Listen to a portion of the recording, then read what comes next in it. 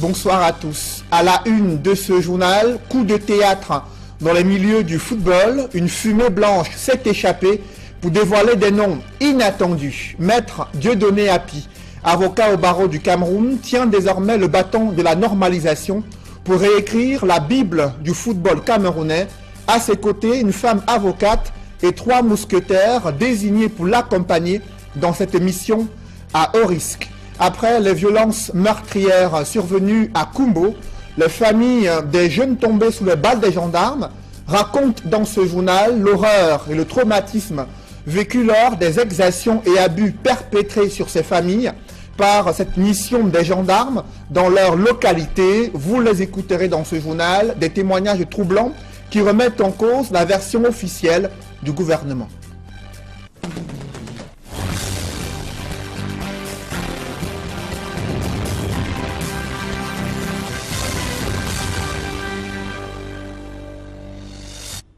Merci de suivre cette édition complète de l'information sur Equinox Télévision.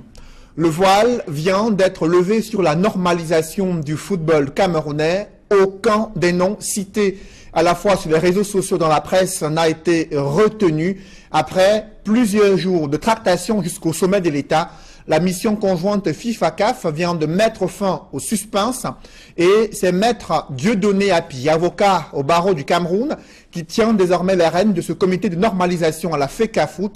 À ses côtés, une autre femme, une femme aussi avocate, mais également 3 mousquetaires désignés pour l'accompagner dans cette mission à haut risque, celle de réécrire la Bible du football camerounais. Joël Essengue et Ike Cyril n'ont rien manqué de cette journée qui a cristallisé l'attention de tout le Cameroun du côté de Yaoundé. Reportage. 5 personnes pour composer le comité de normalisation de la Fédération camerounaise de football. Après une longue attente, le chef de la délégation conjointe FIFA-CAF lève le suspense. Sont nommées les personnes suivantes. Maître Dieudonné Api, président. Maître Marcel Denise Ambomo, vice-présidente. Maître Maurice Samuel Bélé Edimo, membre. Docteur Abdou Oumerou, membre. Monsieur Kevin Jomo Kadem, membre. Je vous remercie. Les supputations faisaient rage, mais en désignant Maître Dieudonné Api et les autres, la FIFA prend tout le monde de court. Le comité de normalisation de la FECAFOOT a produit des noms que l'opinion n'attendait pas beaucoup, et même les réseaux sociaux et la presse, mais il est fort évident que de nouvelles personnes comme celle-là puissent faire un travail indépendamment de toute pression. On se disait qu'on allait entendre des noms qu'on connaît. On est surpris que la FIFA soit allée chercher des illustres inconnus, surtout dans le monde du football. Et je crois qu'en cela, c'est déjà une initiative qu'il faut saluer.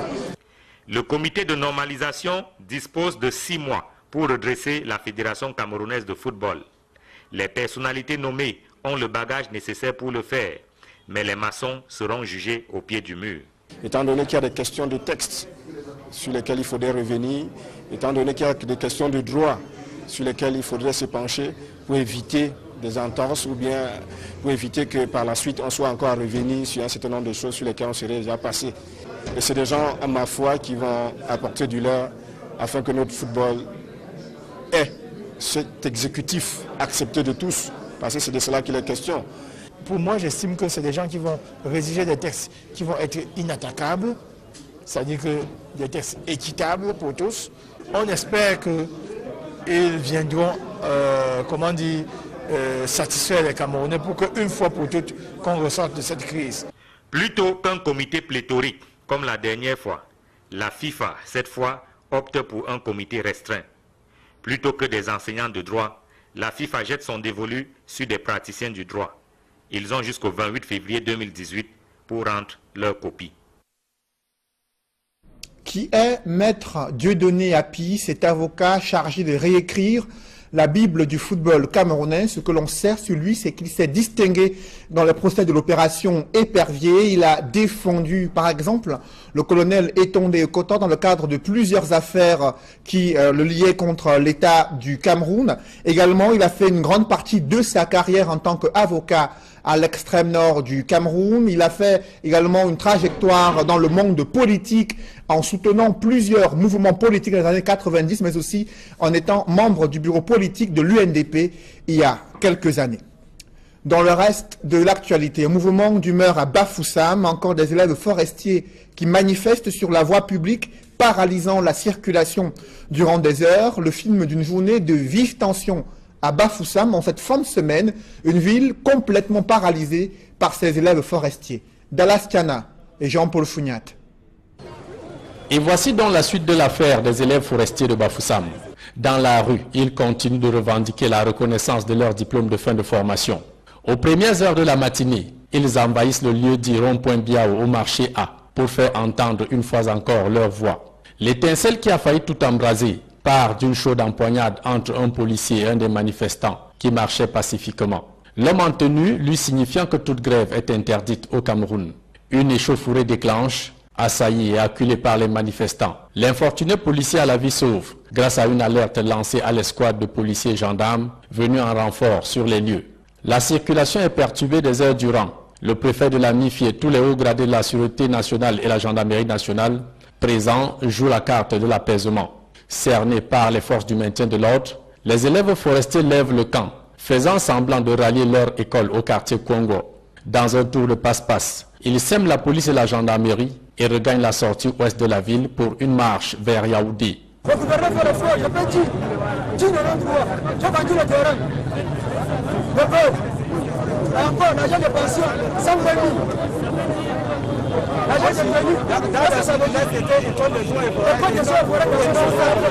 Stopper net au lieu d'Afrique Construction. La circulation est une fois encore paralysée, forçant les automobilistes à rouler en sens inverse. Criant à tue-tête l'arnaque et l'indifférence dont ils sont victimes, les autorités administratives, policières et judiciaires tentent de négocier, mais peine perdue. Les manifestants ne veulent rien entendre. Dans un premier temps, le gouverneur Wafonka Augustine esquive le choc et envoie 3 de ses proches collaborateurs sur le terrain prendre la température. Après notre départ, la tension et la détermination des manifestants vont faire exploser le thermomètre, la pression montée d'un cran, et c'est par la suite que le gouverneur de l'Ouest arrive sur les lieux. Les manifestants exigent la tête du promoteur, porté disparu depuis le déclenchement de cette affaire. Après les violences meurtrières survenues à Kumbo, les familles des jeunes tombés sous les balles des gendarmes racontent l'horreur et le traumatisme vécu durant les exactions et abus perpétrés lors de cette mission des gendarmes menée dans la localité, des témoignages troublants qui remettent en cause la version officielle du gouvernement. Reportage Flavien Valondongo. C'est dans ces herbes que le corps d'un adolescent de ce village a été retrouvé sans vie. Le patriarche, ici présent, affirme qu'il a été tué par balle à la suite d'une opération qualifiée de chasse à l'homme, initiée par les éléments de la gendarmerie d'Mbui. Le chanvre indien est cultivé dans le village, mais dans notre famille, ce n'est pas le cas. Le drame survenu le 4 septembre, jour de rentrée scolaire au Cameroun, a plongé les habitants du village Kifem dans la douleur.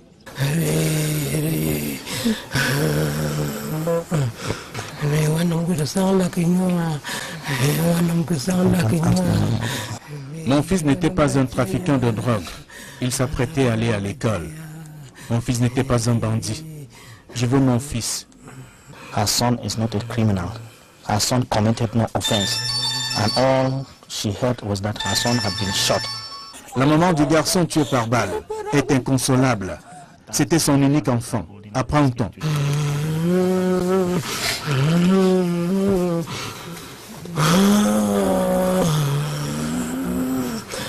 Dans la cour, la tristesse se lit sur le visage des membres de la famille. Et juste à côté, des taches de sang qui sont encore visibles, ainsi que la douille de la balle qui a mis fin à la vie de l'adolescent. Voici la douille de la balle qui a tué l'enfant. C'est ici qu'il a été retrouvé mort lorsqu'on a entendu le coup de feu.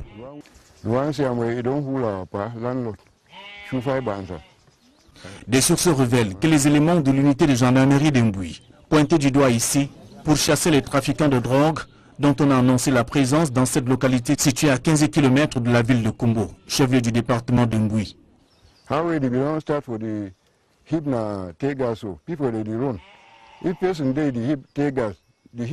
Lorsque les gendarmes arrivent dans ce village, ils arrêtent n'importe qui. Ils demandent d'aller négocier à hauteur de 500 000 voire 1 million de francs CFA par tête.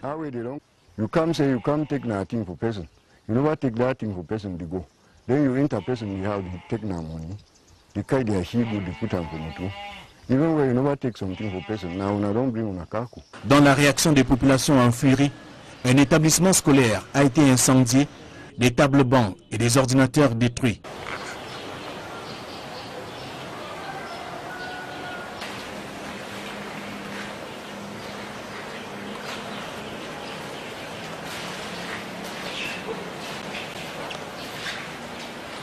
Si le bilan du drame fait état de 3 personnes tuées et des blessés encore internés dans des formations sanitaires de Kumbo, reste que les parents de l'adolescent retrouvé mort à Kifem ignorent jusqu'ici la destination du corps de leur enfant. Des sources font savoir, serait gardé par les forces de maintien de l'ordre qui, à leur tour, seraient en pourparlers avec les membres de la famille afin de programmer l'enterrement pour le mercredi prochain. En cette saison des pluies, la localité de Loum est confrontée à de graves inondations qui perturbent le quotidien des populations. Et autre problème récurrent dans cette localité, c'est l'absence et l'instabilité de l'énergie électrique. C'est le constat que font Jacques Mollon et Mirabel Mazo dans ce reportage. La saison des pluies représente un véritable casse-pied pour les habitants de Loum.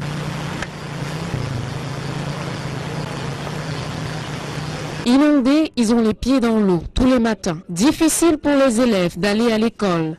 Lycée général de Loum, ça n'a aucun passage pour pouvoir traverser, pour pouvoir accompagner les élèves dans l'établissement. Beaucoup d'élèves seront arrivés, notamment jusqu'à 10 h de ce matin, les élèves seront en train d'aller à l'établissement. Parce que preuve de contraire est que juste après nous continuons à transporter les élèves pour l'établissement. Les eaux ont envahi les maisons d'habitation des quartiers de Pondo 2. Ces inondations seraient dues aux constructions anarchiques aux alentours, dans des cours d'eau du quartier Pondo 2. Ceux qui construisent des maisons tout autour, anarchiquement, ils ne respectent pas les marges. Ils jettent tout dans l'eau. Que soit à quelque part là, qui a entrecoupé carrément une grande partie de ce cours d'eau.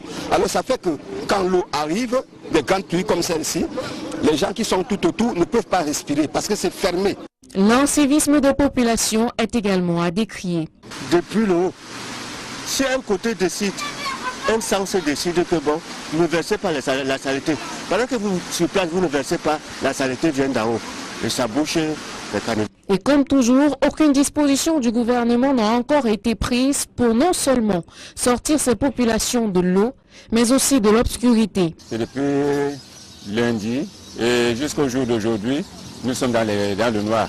Raison pour laquelle nous sommes là, nous attendons les responsables. Simplement ne pas nous écouter, puisque individuellement nous sommes passés depuis le début de la semaine. C'est individuellement que les gens sont passés pour revendiquer, mais il n'y a pas de suite. C'est comme si on s'adressait à des sourds. Privés d'électricité depuis des jours, les pertes sont énormes. Les populations en ont marre. Ils ont coupé, soit disant que le poteau est pourri. Oui, 5 jours avec la population, les enfants, les bébés qui sont là. Nous sommes beaucoup fâchés. Nous sommes trop fâchés, trop fâchés. Nous sommes dans l'obscurité, ça fait 5 jours aujourd'hui. Ça ne donne pas. Il faut que l'État puisse veiller sur... C'est NE, de voir comment NE va travailler avec nous. Inondés sans électricité, la vie est difficile en cette saison à Loum. Une autre localité plongée dans le sous-développement, c'est Mesondo, situé dans le département du Nyong-Ekele. Là-bas, l'instabilité de l'énergie électrique, le mauvais état des routes et la vétusté des infrastructures de base constituent le calvaire des populations. Reportage Éric Martial Ndiomo. Des téléphones chargés par le moyen de l'énergie solaire. Par cette saison humide, le moindre rayon de soleil a valeur de trésor à Messondo et dans ses environs. Il en est ainsi depuis près de 3 ans. L'énergie électrique dans cet arrondissement du département d'Union-Ekele est un lointain souvenir. Nous avons rupture de courant il y a peut-être 4 ans que nous n'avons pas de lumière. Et puis ça nous gêne, on ne peut pas avoir de sortie. On ne peut pas, on ne s'alimente pas avec des produits peut-être frais, le poisson frais. Nous sommes obligés de manger, même si tu achètes 100 kilos de poisson ou de viande en ville, tu es obligé de fumer cela. Tu ne peux pas manger frais parce que les congélateurs ne marchent pas. Le palliatif le plus courant est donc le recours aux panneaux solaires pour certains appareils et autres ampoules. Nous utilisons les moyens de bord.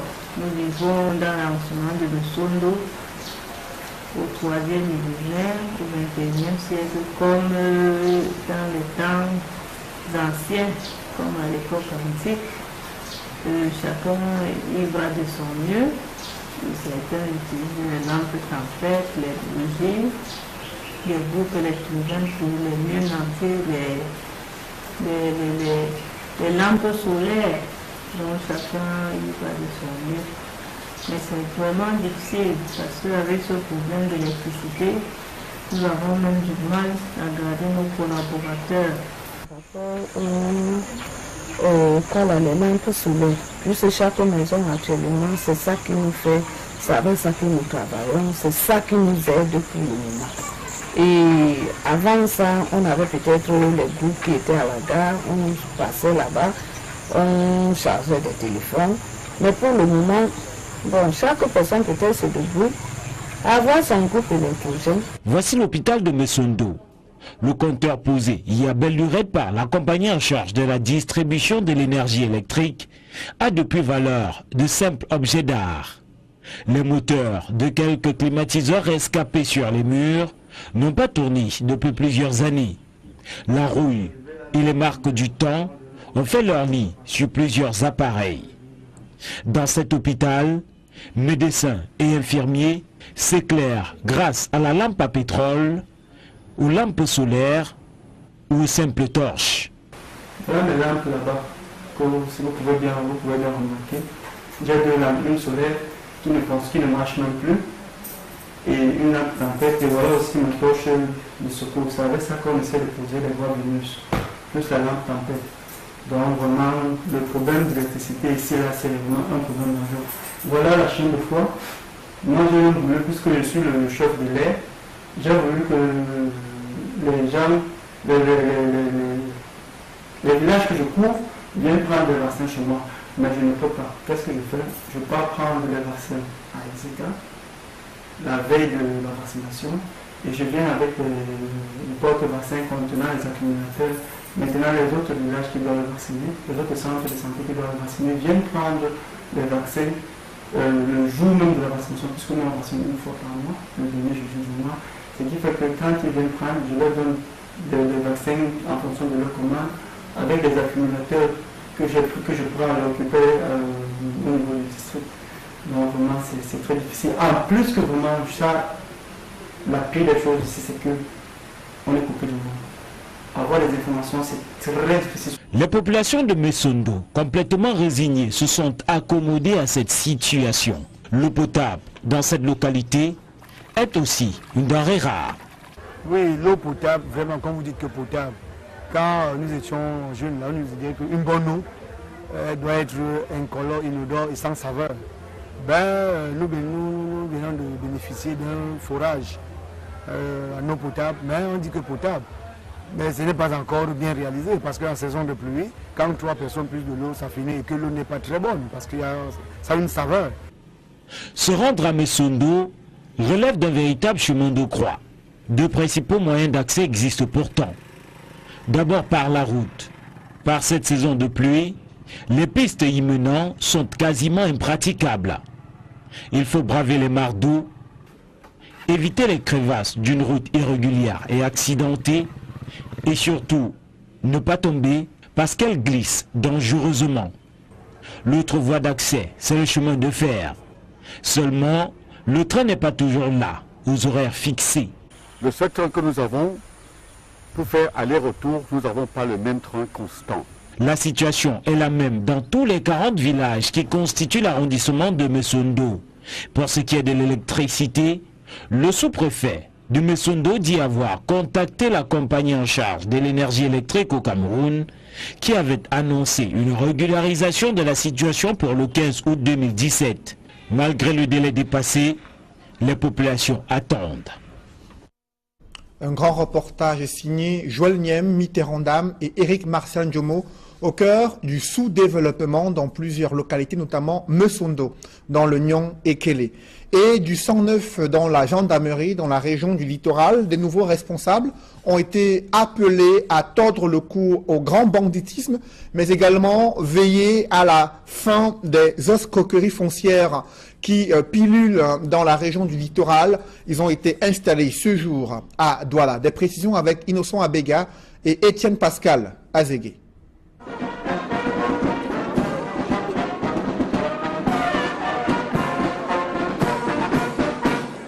C'est une équipe jeune et petite d'expérience qui a pris les commandes de différents postes stratégiques dans la Légion de gendarmerie du littoral.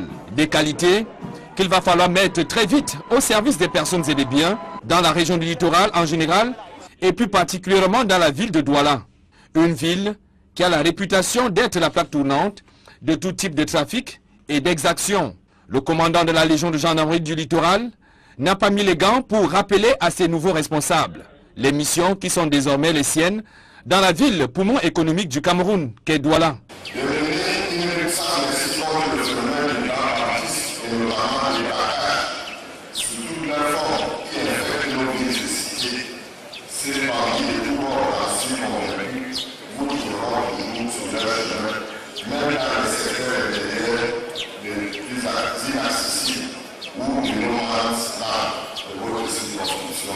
Les champs d'action de ces gendarmes, désormais aux commandes, devraient s'étendre jusqu'au trafic routier afin de limiter le nombre de décès observés ces derniers jours, aussi bien dans la ville de Douala que dans la région du littoral. Il s'agit également d'engager une sensibilisation contre la violence routière qui doit être également inscrite dans nos avantages comme cheval de bataille amené à l'effort si besoin ici avec les unités routières. Le lieutenant-colonel Vundi Emané, qui a désormais la charge du groupement territorial de gendarmerie du Vouri, mesure la tâche qui s'annonce âpre dans la ville cosmopolite qu'est Douala. Si le commandement a placé la confiance en moi, c'est parce que le commandement sait que nous sommes à la hauteur de la tâche. Nous allons faire tout ce qui est à notre possible pour sécuriser les hommes et les biens dans la ville de Douala. Il pourra néanmoins prendre en compte les conseils du collégion, tout comme ses camarades d'armes, désormais à la tête du groupe d'escadron numéro 2 de la compagnie de Douala 2e et Douala 3e. La cérémonie de prise de commandement s'est déroulée à l'hôtel de ville de Bonanjo en présence de toutes les autorités administratives du Vouri et des familles des héros promus du jour. Un défilé militaire a définitivement mis un terme à cette cérémonie riche en sons et couleurs.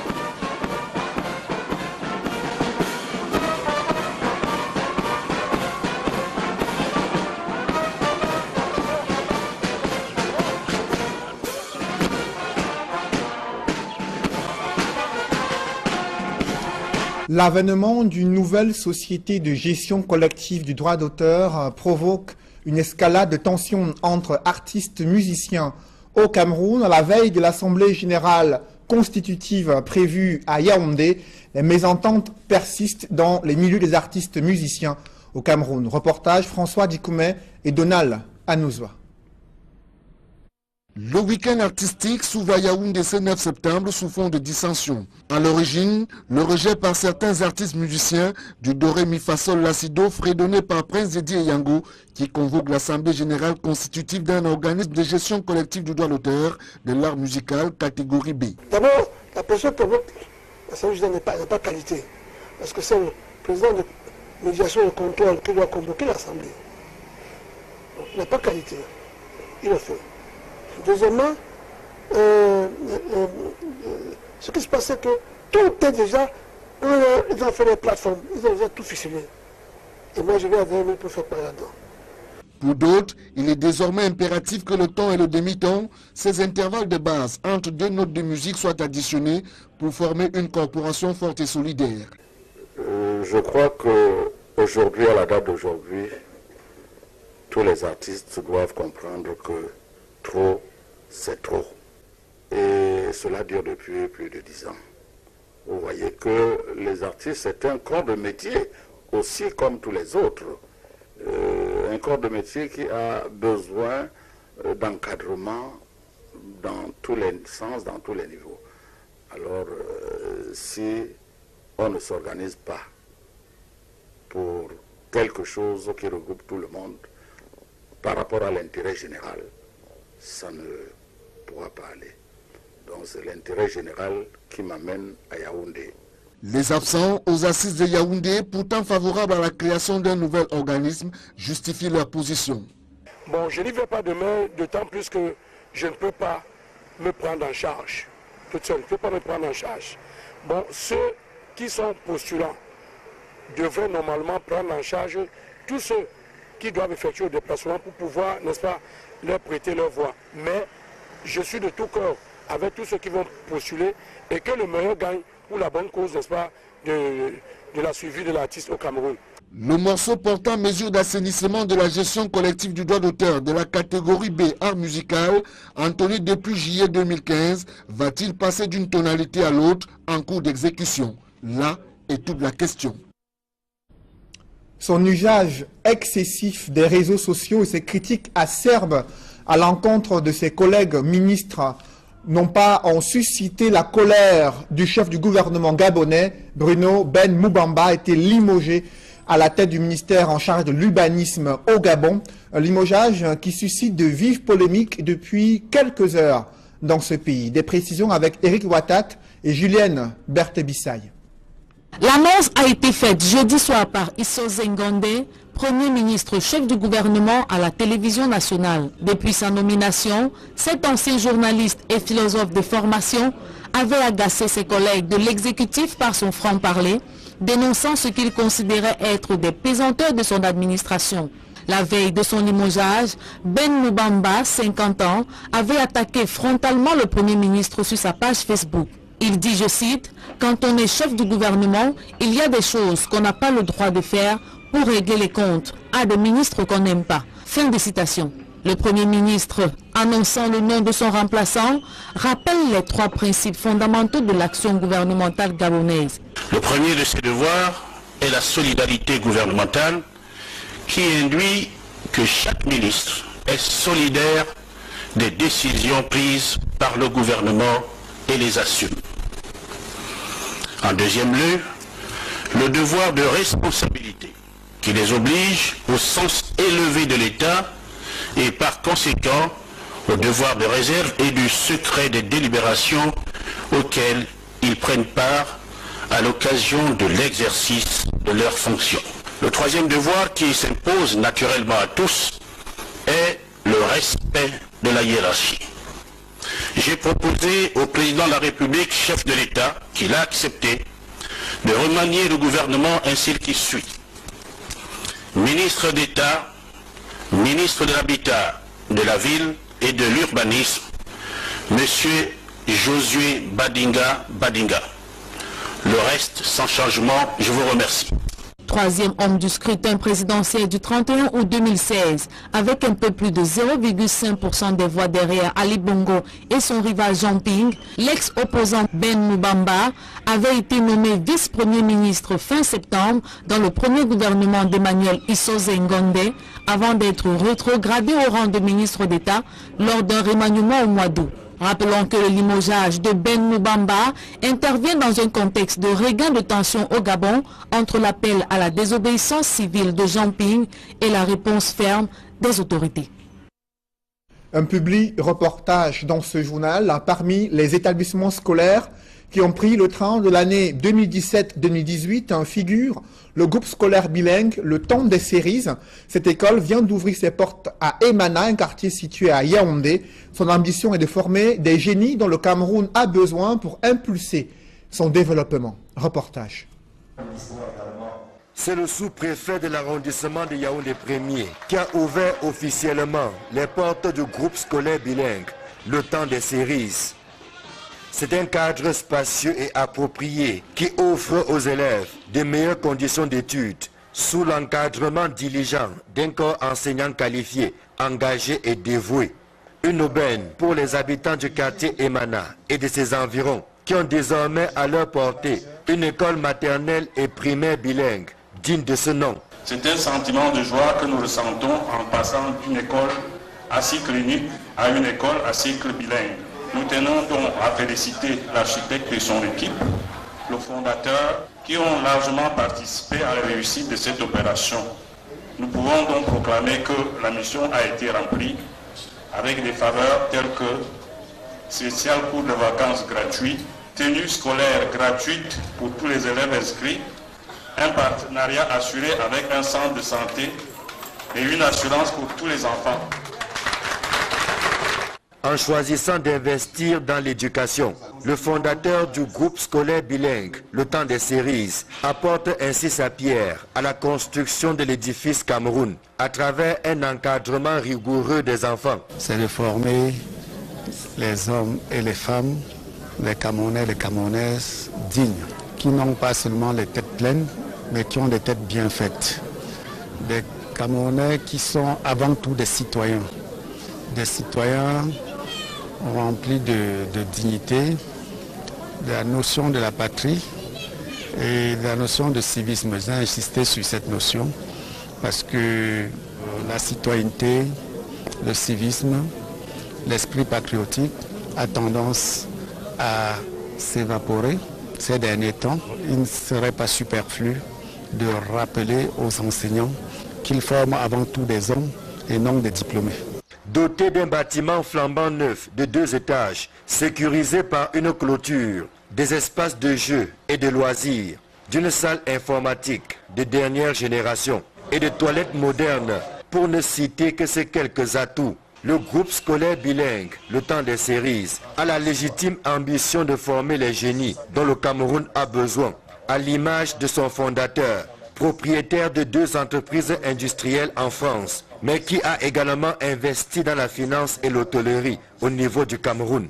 Bâtir l'avenir ensemble, tel est le credo de Beu Zouadje Yota Eugène, qui invite les parents à offrir les séries de la réussite à leur progéniture. Avant l'ouverture officielle de l'école, en guise de plat de résistance, une marche sportive et un match de football ont servi de mise en bouche, occasion pour le fondateur, le staff administratif de l'école et le corps enseignant de s'offrir un bol d'air et de prendre des forces pour une année scolaire 2017-2018 réussie. Les participants à la finale du tournoi de football ont reçu des trophées et diverses primes en guise de cerises sur le gâteau d'une journée du 2 septembre 2017 qui restera gravée dans l'histoire du groupe scolaire bilingue, le temps des séries. Le joyau architectural se dresse majestueusement au lieu d'Ipon Emana, à un jet de pierre de la route nationale qui traverse ce quartier en direction de l'ouest du pays. Mesdames, Messieurs, c'est la fin de ce journal. Merci de l'avoir suivi. Restez sur Equinox Télévision pour ne pas manquer 2 rendez-vous. Le premier, Tendance économique, qui analyse les inquiétudes du JICAM et décrypte les critiques formulées à l'encontre du gouvernement concernant ses politiques économiques et ce programme de redressement économique conçu avec le concours du FMI et après Tendance économique Horizon Sport qui revient sur cette nouvelle concernant bien sûr le comité de normalisation à la FECAFOOT à la tête duquel se trouve désormais Maître Dieudonné Hapi, émission présentée par Hervé Kemier. Merci de rester sur Equinox Télévision.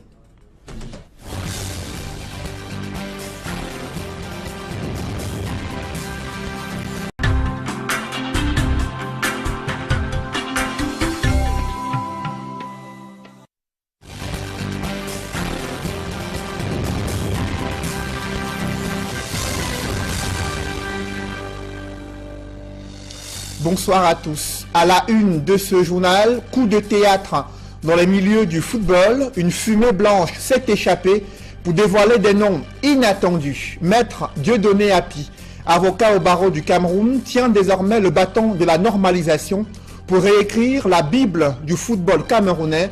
À ses côtés, une femme avocate et 3 mousquetaires désignés pour l'accompagner dans cette mission à haut risque. Après les violences meurtrières survenues à Kumbo, les familles des jeunes tombés sous les balles des gendarmes racontent dans ce journal l'horreur et le traumatisme vécu lors des exactions et abus perpétrés sur ces familles par cette mission des gendarmes dans leur localité. Vous les écouterez dans ce journal, des témoignages troublants qui remettent en cause la version officielle du gouvernement.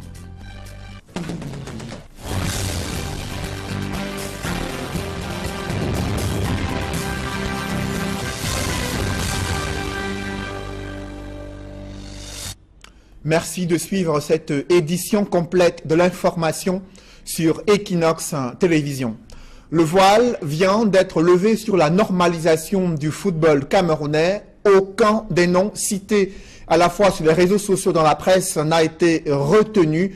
Après plusieurs jours de tractation jusqu'au sommet de l'État, la mission conjointe FIFA-CAF vient de mettre fin au suspense et c'est Maître Dieudonné Api, avocat au barreau du Cameroun, qui tient désormais les rênes de ce comité de normalisation à la FECAFOOT.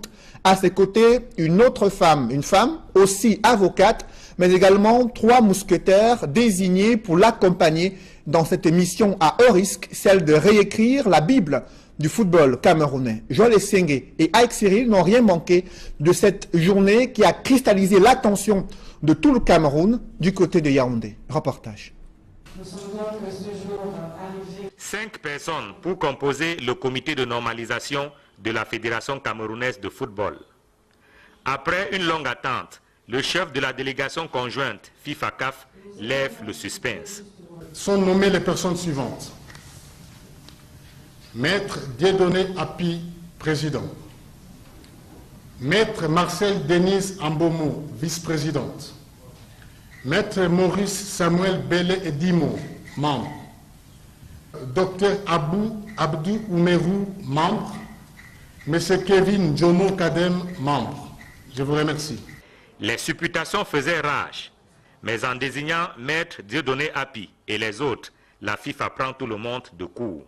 Le comité de normalisation de la FECAFOOT a produit des noms que l'opinion n'attendait pas beaucoup, et même les réseaux sociaux et la presse, mais il est fort évident que de nouvelles personnes comme celle-là puissent faire un travail indépendamment de toute pression. On se disait qu'on allait entendre des noms qu'on connaît. On est surpris que la FIFA soit allée chercher des illustres inconnus, surtout dans le monde du football. Et je crois qu'en cela, c'est déjà une initiative qu'il faut saluer. Le comité de normalisation dispose de 6 mois pour redresser la Fédération camerounaise de football. Les personnalités nommées ont le bagage nécessaire pour le faire, mais les maçons seront jugés au pied du mur. Étant donné qu'il y a des questions de texte sur lesquelles il faudrait revenir, étant donné qu'il y a des questions de droit sur lesquelles il faudrait se pencher pour éviter des entorses ou bien pour éviter que par la suite on soit encore à revenir sur un certain nombre de choses sur lesquelles on serait déjà passé.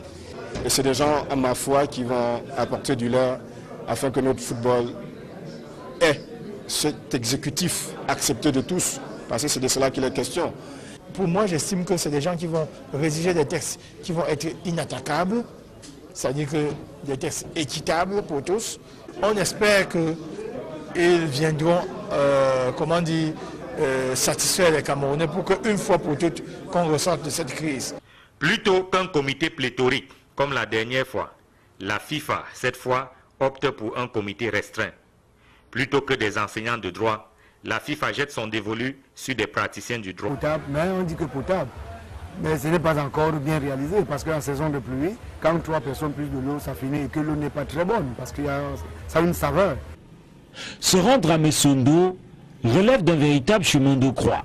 2 principaux moyens d'accès existent pourtant. D'abord par la route. Par cette saison de pluie, les pistes y menant sont quasiment impraticables. Il faut braver les mares d'eau, éviter les crevasses d'une route irrégulière et accidentée, et surtout ne pas tomber parce qu'elle glisse dangereusement. L'autre voie d'accès, c'est le chemin de fer. Seulement, le train n'est pas toujours là, aux horaires fixés. Le seul train que nous avons, pour faire aller-retour, nous n'avons pas le même train constant. La situation est la même dans tous les 40 villages qui constituent l'arrondissement de Messondo. Pour ce qui est de l'électricité, le sous-préfet de Messondo dit avoir contacté la compagnie en charge de l'énergie électrique au Cameroun, qui avait annoncé une régularisation de la situation pour le 15 août 2017. Malgré le délai dépassé, les populations attendent. Un grand reportage signé Joël Niem, Mitterrandam et Éric Marcel Ndjomo au cœur du sous-développement dans plusieurs localités, notamment Messondo, dans le Nyon et Kélé. Et du 109 dans la gendarmerie, dans la région du littoral, des nouveaux responsables ont été appelés à tordre le cou au grand banditisme, mais également veiller à la fin des escroqueries foncières qui pilulent dans la région du littoral. Ils ont été installés ce jour à Douala. Des précisions avec Innocent Abega et Étienne Pascal Azégué.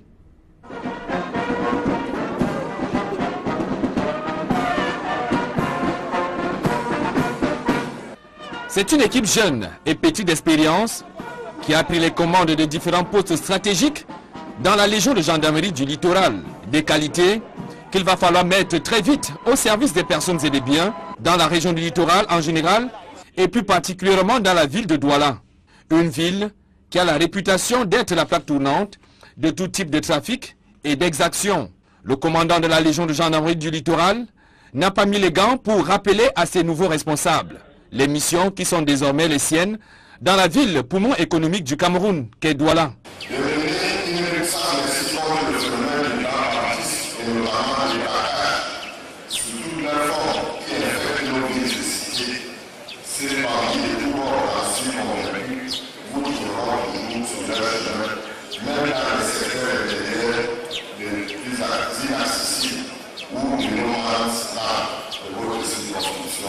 Les champs d'action de ces gendarmes, désormais aux commandes, devraient s'étendre jusqu'au trafic routier afin de limiter le nombre de décès observés ces derniers jours, aussi bien dans la ville de Douala que dans la région du littoral. Il s'agit également d'engager une sans contre la violence routière qui doit être également inscrite dans nos avantages comme cheval de bataille amené à l'horizon si besoin ici avec les unités routières. Le lieutenant-colonel Vundi Emane, qui a désormais la charge du groupement territorial de gendarmerie du Vouri, mesure la tâche qui s'annonce âpre dans la ville cosmopolite qu'est Douala. Si le commandement a placé la confiance en moi, c'est parce que le commandement sait que nous sommes à la hauteur de la tâche. Nous allons faire tout ce qui est à notre possible pour sécuriser les hommes et les biens dans la ville de Douala. Il pourra néanmoins prendre en compte les conseils du collégion, tout comme ses camarades d'armes, désormais à la tête du groupe d'escadron numéro 2 de la compagnie de Douala 2e et Douala 3e. La cérémonie de prise de commandement s'est déroulée à l'hôtel de ville de Bonanjo en présence de toutes les autorités administratives du Vouri et des familles des héros promus du jour. Un défilé militaire a définitivement mis un terme à cette cérémonie riche en sons et couleurs.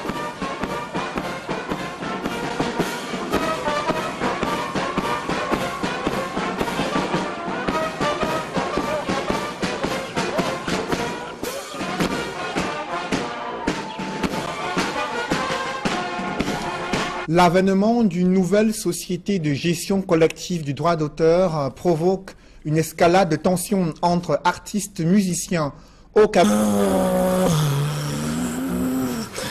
Dans la cour, la tristesse se lit sur le visage des membres de la famille. Et juste à côté, des taches de sang qui sont encore visibles, ainsi que la douille de la balle qui a mis fin à la vie de l'adolescent. Voici la douille de la balle qui a tué l'enfant. C'est ici qu'il a été retrouvé mort lorsqu'on a entendu le coup de feu.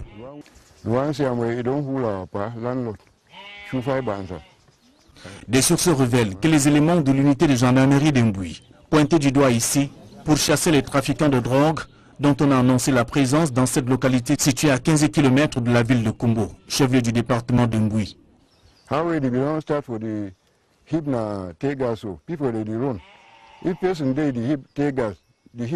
Lorsque les gendarmes arrivent dans ce village, ils arrêtent n'importe qui. Ils demandent d'aller négocier à hauteur de 500 000 voire 1 million de francs CFA par tête. You come say you come take nothing for person. You never take that thing for person to go. Then you enter person you have to take no money. They carry their sheep they put on for moto. Even when you never take something for person, now you don't bring on a car. Dans la réaction des populations en furie, un établissement scolaire a été incendié, des tables bancs et des ordinateurs détruits.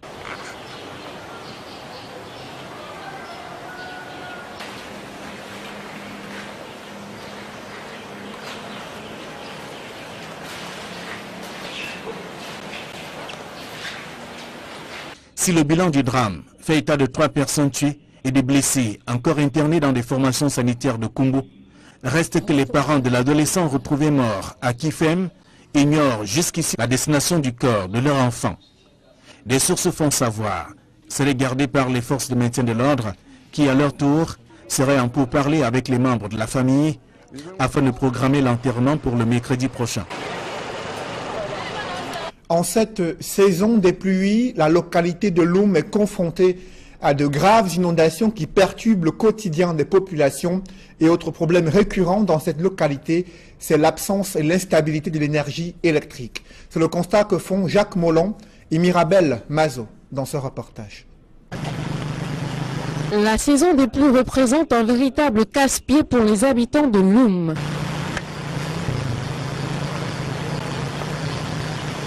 Inondés, ils ont les pieds dans l'eau tous les matins. Difficile pour les élèves d'aller à l'école. Lycée général de Loum, ça n'a aucun passage pour pouvoir traverser, pour pouvoir accompagner les élèves dans l'établissement. Beaucoup d'élèves seront arrivés, notamment jusqu'à 10 h de ce matin, les élèves seront en train d'aller à l'établissement. Parce que preuve de contraire que juste après nous continuons à transporter les élèves pour l'établissement. Les eaux ont envahi les maisons d'habitation des quartiers de Pondo 2. Ces inondations seraient dues aux constructions anarchiques aux alentours, dans des cours d'eau du quartier Pondo 2. Ceux qui construisent des maisons tout autour, anarchiquement, ils ne respectent pas les marges. Ils jettent tout dans l'eau. Soit à quelque part là, qui a entrecoupé carrément une grande partie de ce cours d'eau. Alors ça fait que quand l'eau arrive, des grandes pluies comme celle-ci, les gens qui sont tout autour ne peuvent pas respirer parce que c'est fermé. L'incivisme des populations est également à décrier. Depuis l'eau, si un côté décide, un sens décide que bon, ne versez pas la saleté. Pendant que vous sur place, vous ne versez pas, la saleté vient d'en haut. Et ça bouche les caniveaux. Et comme toujours, aucune disposition du gouvernement n'a encore été prise pour non seulement sortir ces populations de l'eau, mais aussi de l'obscurité. C'est depuis lundi et jusqu'au jour d'aujourd'hui, nous sommes dans le noir. Raison pour laquelle nous sommes là, nous attendons les responsables. Simplement ne pas nous écouter, puisque individuellement nous sommes passés depuis le début de la semaine. C'est individuellement que les gens sont passés pour revendiquer, mais il n'y a pas de suite. C'est comme si on s'adressait à des sourds. Privés d'électricité depuis des jours, les pertes sont énormes. Les populations en ont marre. Ils ont coupé, soit disant que le poteau est pourri. Oui, 5 jours avec la population, les enfants, les bébés qui sont là. Nous sommes beaucoup fâchés.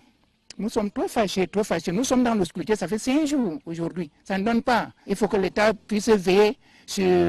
C'est NE, hein, de voir comment NE va travailler avec nous. Inondés sans électricité, la vie est difficile en cette saison à Loum. Une autre localité plongée dans le sous-développement, c'est Mesondo, située dans le département du Nyong-Ekele. Là-bas, l'instabilité de l'énergie électrique, le mauvais état des routes et la vétusté des infrastructures de base constituent le calvaire des populations. Reportage Éric Martial Ndiomo. Des téléphones chargés par le moyen de l'énergie solaire. Par cette saison humide, le moindre rayon de soleil a valeur de trésor à Mesondo et dans ses environs. Il en est ainsi depuis près de 3 ans. L'énergie électrique dans cet arrondissement du département du Nyong-Ekele est un lointain souvenir. Nous avons rupture de courant, il y a peut-être 4 ans que nous n'avons pas de lumière. Et puis ça nous gêne, on ne peut pas avoir de sortie. on ne s'alimente pas avec des produits peut-être frais, le poisson frais. Nous sommes obligés de manger, même si tu achètes 100 kilos de poisson ou de viande en ville, tu es obligé de fumer cela. Tu ne peux pas manger frais parce que les congélateurs ne marchent pas. Le palliatif le plus courant est donc le recours aux panneaux solaires pour certains appareils et autres ampoules. Nous utilisons les moyens de bord. Nous vivons dans l'arrondissement de Messondo au 3e millénaire, au 21e siècle, comme dans les temps anciens, comme à l'époque antique. Chacun y va de son mieux. Certains utilisent les lampes tempêtes, les bougies, les groupes électrogènes pour les mieux lancer les lampes solaires. Donc chacun y va de son mieux. Mais c'est vraiment difficile parce qu'avec ce problème d'électricité, nous avons même du mal à garder nos collaborateurs. Quand les lampes solaires, puisque chaque maison actuellement, c'est ça qui nous fait, c'est avec ça que nous travaillons, c'est ça qui nous aide pour le moment. Et avant ça, on avait peut-être les groupes qui étaient à la gare, on passait là-bas, on chargeait des téléphones. Mais pour le moment, bon, chaque personne peut-être se débrouille avoir son groupe électrogène. Voici l'hôpital de Messondo. Le compteur posé il y a belle lurette par la compagnie en charge de la distribution de l'énergie électrique a depuis valeur de simples objets d'art. Les moteurs de quelques climatiseurs escapés sur les murs n'ont pas tourné depuis plusieurs années. La rouille et les marques du temps ont fait leur nid sur plusieurs appareils. Dans cet hôpital, médecins et infirmiers s'éclairent grâce à la lampe à pétrole, aux lampes solaires ou aux simples torches. Voilà les lampes là-bas, que si vous pouvez bien remarquer. Il y a deux lampes, une solaire qui ne marche même plus et une lampe tempête. Et voilà aussi une torche de secours. C'est avec ça qu'on essaie de poser les voies venus, plus la lampe tempête. Donc vraiment, le problème de l'électricité ici, là, c'est vraiment un problème majeur. Voilà la chaîne de froid. Moi, j'ai voulu, puisque je suis le chef de l'air, j'ai voulu que les gens, les villages que je couvre, viennent prendre des vaccins chez moi. Mais je ne peux pas. Qu'est-ce que je fais? Je peux pas prendre les vaccins à Exeter, la veille de la vaccination, et je viens avec les porte-vaccins contenant les accumulateurs. Maintenant, les autres villages qui doivent vacciner, les autres centres de santé qui doivent vacciner, viennent prendre les vaccins le jour même de la vaccination, puisque nous on vaccine une fois par mois, le dernier jeudi du mois. Ce qui fait que quand ils viennent prendre, je leur donne des vaccins en fonction de leur commande, avec des accumulateurs que je pourrais récupérer au niveau du district. Donc vraiment, c'est très difficile. En plus que vraiment, ça, la pire des choses ici, c'est qu'on est coupé du monde. Avoir les informations, c'est très difficile. Les populations de Messondo, complètement résignées, se sont accommodées à cette situation. L'eau potable dans cette localité est aussi une denrée rare. Oui, l'eau potable, vraiment, quand vous dites que potable, quand nous étions jeunes, là, on nous disait qu'une bonne eau doit être incolore, inodore et sans saveur. Nous venons de bénéficier d'un forage à nos pas. Ils ont jusqu'au 28 février 2018 pour rendre leur copie. Qui est Maître Dieudonné Api, cet avocat chargé de réécrire la Bible du football camerounais? Ce que l'on sait sur lui, c'est qu'il s'est distingué dans le procès de l'opération Épervier. Il a défendu, par exemple, le colonel Etonde Kotor dans le cadre de plusieurs affaires qui le liaient contre l'État du Cameroun. Également, il a fait une grande partie de sa carrière en tant qu'avocat à l'extrême nord du Cameroun. Il a fait également une trajectoire dans le monde politique en soutenant plusieurs mouvements politiques dans les années 90, mais aussi en étant membre du bureau politique de l'UNDP il y a quelques années. Dans le reste de l'actualité, un mouvement d'humeur à Bafoussam, encore des élèves forestiers qui manifestent sur la voie publique, paralysant la circulation durant des heures. Le film d'une journée de vive tension à Bafoussam en cette fin de semaine, une ville complètement paralysée par ces élèves forestiers. Dallas Kiana et Jean-Paul Fougnat. Et voici donc la suite de l'affaire des élèves forestiers de Bafoussam. Dans la rue, ils continuent de revendiquer la reconnaissance de leur diplôme de fin de formation. Aux premières heures de la matinée, ils envahissent le lieu dit rond-point Biao au marché A pour faire entendre une fois encore leur voix. L'étincelle qui a failli tout embraser part d'une chaude empoignade entre un policier et un des manifestants qui marchaient pacifiquement. L'homme en tenue lui signifiant que toute grève est interdite au Cameroun. Une échauffourée déclenche, assailli et acculé par les manifestants. L'infortuné policier a la vie sauve grâce à une alerte lancée à l'escouade de policiers et gendarmes venus en renfort sur les lieux. La circulation est perturbée des heures durant. Le préfet de la MIF et tous les hauts gradés de la Sûreté nationale et la Gendarmerie nationale présents jouent la carte de l'apaisement. Cernés par les forces du maintien de l'ordre, les élèves forestiers lèvent le camp, faisant semblant de rallier leur école au quartier Congo. Dans un tour de passe-passe, ils sèment la police et la gendarmerie et regagnent la sortie ouest de la ville pour une marche vers Yaoundé. Le gouverneur fait le froid, je peux dire, tu ne rentres pas, tu as vendu le terrain. Le peuple, encore l'agent de pension, 120 000. L'agent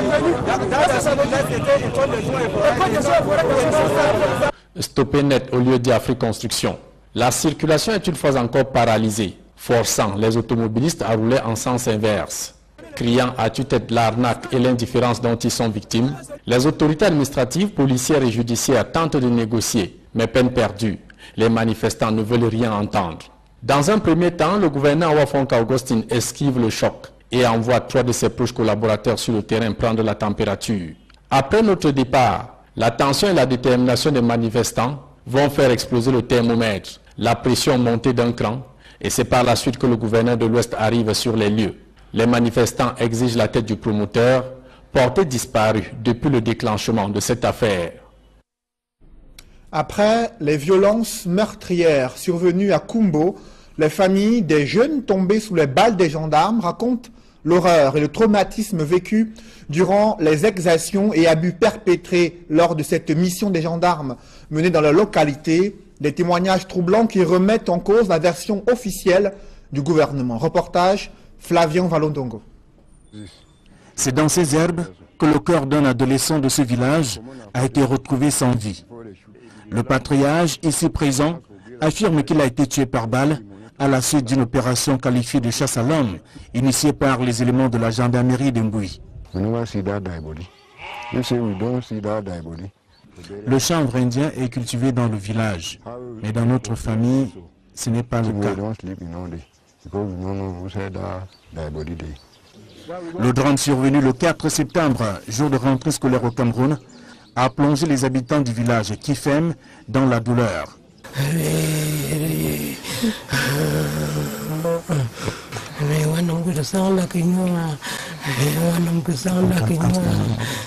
Mon fils n'était pas un trafiquant de drogue. Il s'apprêtait à aller à l'école. Mon fils n'était pas un bandit. Je veux mon fils. Her son is not a criminal. Her son committed no offense. And all she heard was that her son had been shot. La maman du garçon tué par balle est inconsolable. C'était son unique enfant. Apprend-on.